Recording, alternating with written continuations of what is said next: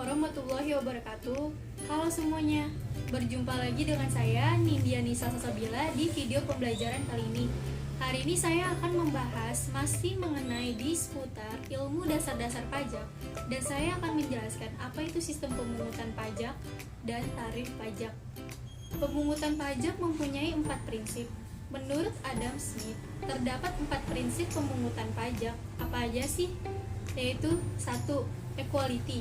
Tekanan pajak di antara subjek masing-masing sehendaknya seimbang dengan kemampuannya.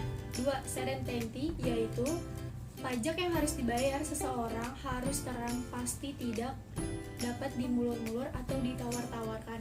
3. Konvenensi, yaitu adalah dalam pemungut pajak hendaknya memperhatikan saat-saat yang paling baik dan tepat. 4. Efisiensi, yaitu adalah pemungutan pajak hendaknya dilaksanakan dengan sehemat-hematnya dan jangan sampai biayanya itu lebih tinggi. Sistem pemungutan pajak ada 4 macam, yaitu Official Assessment System adalah suatu sistem pemungutan yang memberi wewenang kepada pemerintah untuk menentukan besarnya pajak yang terutang oleh wajib pajak. Contoh, ciri-cirinya: 1. Wajib pajak yang bersifat pasif. 2. Uang pajak timbul setelah dikeluarkan surat ketetapan pajak. 2. Self-assessment system, yaitu adalah suatu sistem pemungutan pajak yang memberi wewenang kepada wajib pajak untuk menentukan sendiri besarnya pajak yang terutang. Contoh, ciri-cirinya: 1. Wewenang untuk menentukan besarnya pajak terutang ada pada wajib pajak sendiri. 2. Wajib pajak aktif, mulai dari menghitung, menyetor, dan melaporkan sendiri pajak yang terutang. 3. Fiskus, tidak ikut campur dan dia hanya mengawasi. 3. Withholding system adalah suatu sistem pemungutan pajak yang memberi wewenang kepada pihak ketiga, bukan fiskus dan bukan wajib pajak yang bersangkutan, untuk memotong dan memungut pajak yang terutang oleh wajib pajak. Contoh, ciri-cirinya: wewenang memotong dan memungut pajak yang terutang ada pada pihak ketiga, yaitu pihak selain fiskus dan wajib pajak. Tarif pajak mempunyai ada 4 macam. 1. Tarif sebanding atau proporsional. Tarif berupa persentase yang tetap dan beberapa pun jumlah yang dikenai pajak sehingga besarnya pajak yang terutang. Proporsional pada besarnya nilai yang dikenai pajak. Contohnya, untuk penyerahan barang kenal pajak di dalam daerah pabean akan dikenakan pajak pertambahan nilai sebesar 10%. Kedua, tarif pajak.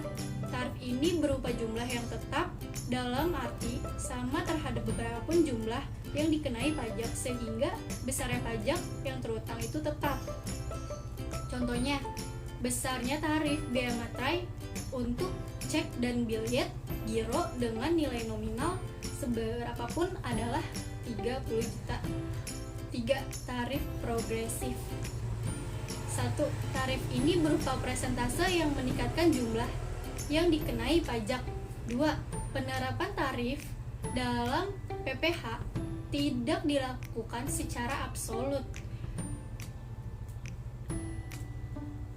melainkan dilakukan secara berlapis.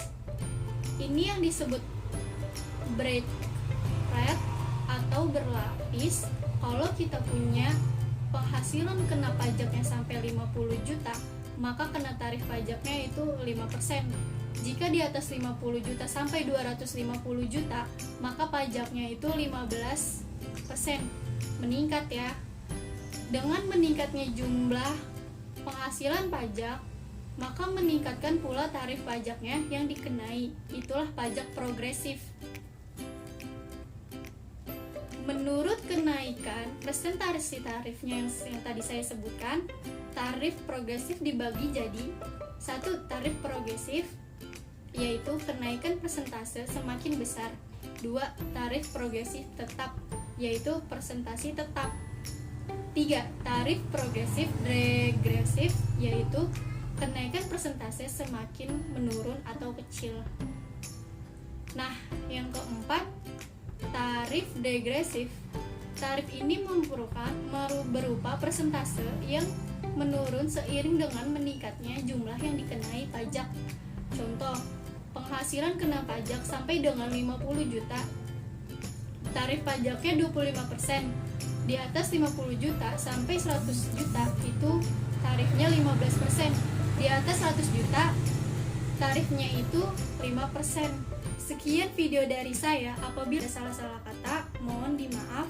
Wassalamualaikum warahmatullahi wabarakatuh.